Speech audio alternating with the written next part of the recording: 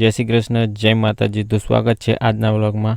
તો આજે આપણે જવાનું છે ગાડી લઈને ગામડે ખેતરે ખાતર નાખવાનું છે, એટલે ગાડીમાં ખાતર મૂકીને જવાનું છે. તો તમે જોઈ શકો છો કે આ ગાડીમાં ખાતર મૂકી દીધું છે. હવે નીકળી જઈશું આપણે ઘરે જવા.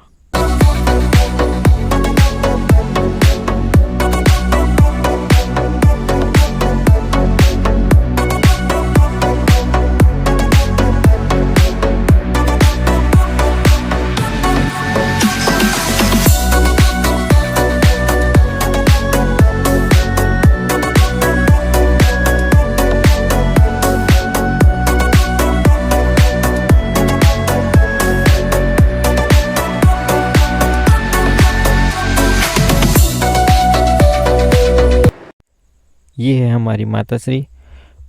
વચ્ચે ही ગાડી માપવાને આલી દીધી, કેમ કે એમને શીખવી હતી એટલે આલી દીધી. પહેલાં તો લાગ્યું ફાવે, પણ ઓછી ફાવે એમ લાગતું, પણ ચલાવી તો એવું લાગ્યું કે તો કમ્પ્લીટ આવડે. એટલે પછી આપણે એકદમ મેટાસથી બિંદાસ બેસી ગયા. પછી તો મજા આવી ગઈ શાંતિથી બેસવાની, અને આજુબાજુ આપણે જોતા જ પછી મનમાં બી એમ થયું કે હવે શાંતિ બધી જગ્યાએ આપણું ગાડી લઈને જવાની જરૂર નહીં પડે.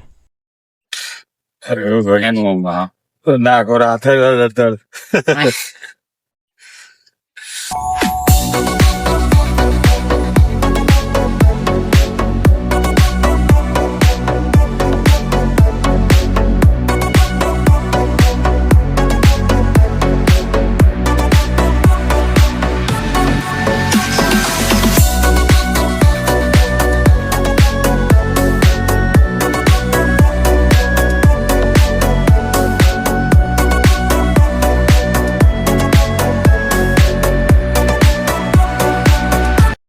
વચ્ચે દેવ ચોકડી પર અમારા માતાશ્રીની દુકાન આવી ગઈ, એટલે એમને અહીંયા ડ્રોપ કરી દીધા, અને પછી આપણે નીકળી ગયા પાછા ઘરે જવા.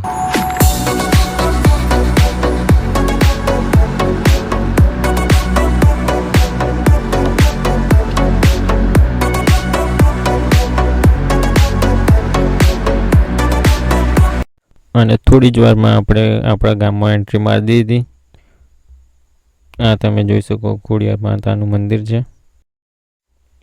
ઘરે આવીને આપણે કરી દીધી પાર્ક ગાડી, પણ ગાડી પાર્ક તો કરી, પણ મારા પપ્પાને લાગ્યું કે ગાડી બરોબર પાર્ક નહીં કરી, એટલે ફરીથી ઓર્ડર આવ્યો કે ગાડી હપારી મળી દે. એટલે પછી આપણે ફરીથી ખેડી અને પાછી હપારી મૂકી દીધી ગાડી. પછી વારી આવી આપણે ખાતર ઉતારવાની. ખાતર ઉતારતું વાર ચાલુ થઈ ગયું, એટલે ગાડી બંધ કરી દીધી પાછી. ખાતર તો ઉતારી દઈએ, પણ ભેજ ચડે એટલે પછી અમે કામને સ્ટોપ રાખ્યું. વરસાદ આવી ગયો.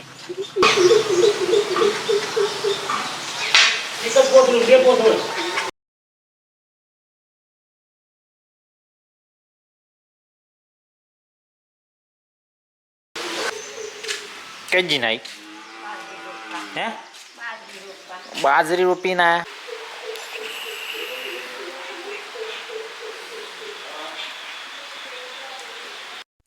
ખાતર ઉતારીને આપણે કરવા માંડ્યા અનબોક્સિંગ કરતા હતા. આપણે આવડતું નહોતું, એટલે કીધું ચપ્પાઈ જ ફાડ નાખું, પણ પપ્પા કંઈક ના જો આપણને આવડે અનબોક્સિંગ કરતા.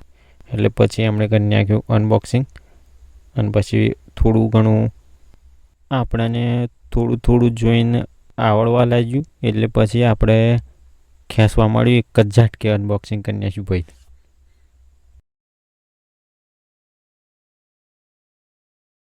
પછી કરવાનું હતું ખાતર ખાલી કરવાનું હતું, એટલે પછી આપણે લઈને આવી ગયા વાટકો, અને પછી ફરી વળ્યા વાટકો લઈને ખાતર ખાલી કરવા.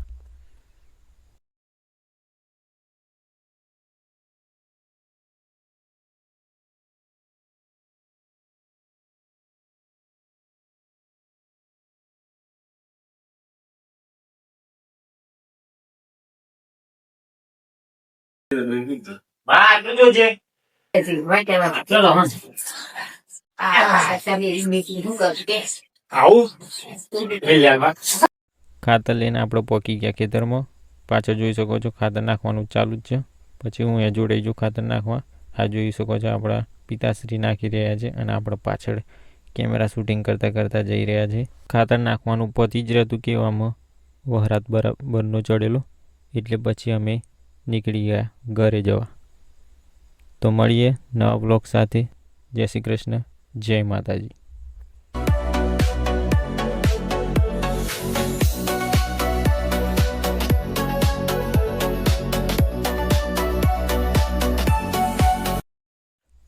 સોરી અમારા માતાશ્રી તો વચ્ચે લેવાના રહી જ ગયા.